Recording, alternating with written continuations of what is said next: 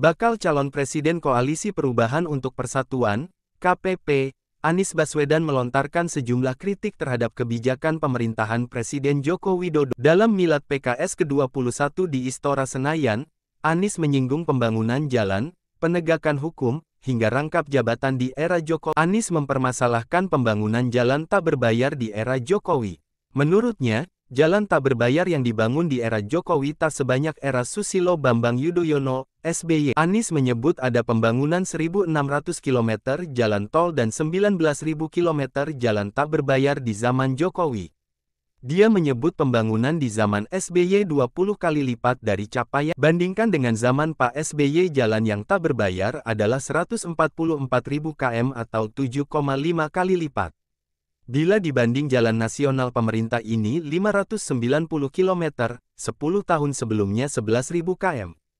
20 kali. Kita belum bicara mutu, standar, itu baru panjang, ucap Anies di acara yang digelar di Jakarta pada Sabtu, tanggal 20 Mei tahun 2023, dan Minggu, tanggal 21 Mei tahun 2023. Ia menyindir tindakan memeras oleh institusi negara.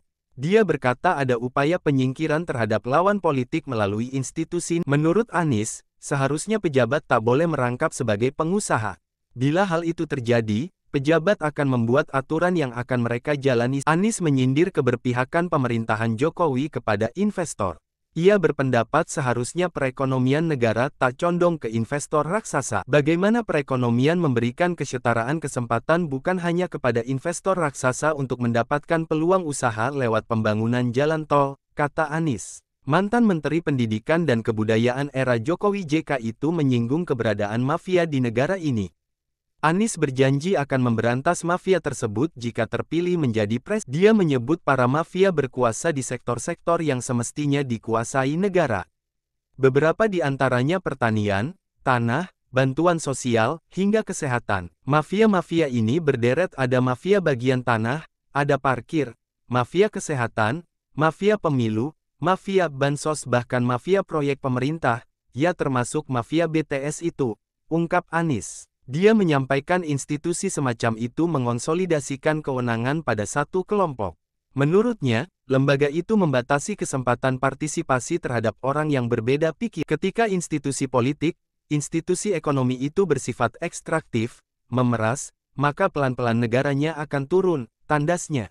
Anies menuding institusi negara masih diselimuti praktik korupsi, kolisi, dan nepotisme, KKN. Dia berkata KKN justru merebak meski reformasi sudah berjalan 25 tahun. Nah, agenda KKN sekarang kan masih ada dan seakan merebak secara pelan-pelan. Institusi penegak hukumnya ada, tapi institusi penegak hukumnya seperti kita tahu juga sering ada di kendali politik, ucap Anies. Tenaga ahli utama kantor staf Presiden Ade Irfan Pulungan menampik berbagai tudingan Anies. Irfan menjelaskan pembangunan era Jokowi ditujukan untuk seluruh masyarakat Indonesia. Politikus PPP itu menilai pembangunan yang dilakukan Jokowi sudah mulai bisa dirasakan masyarakat. Menurutnya, ekonomi bertumbuh berkat sokongan infrastruktur buatan pemerintahan Jokowi. Jadi narasinya, pemikirannya jangan parsial begitu kali ya. Harusnya kita ingin sama-sama membangun republik ini dari Sabang sampai Merauke, dari Pulau Rote sampai Miangas begitu, ucap Irfan kepada Indonesia.com, Minggu, tanggal 21 Mei tahun 2020. Jangan lupa di-like, subscribe channel YouTube Info Indonesiaku, untuk mendapatkan info-info menarik lainnya.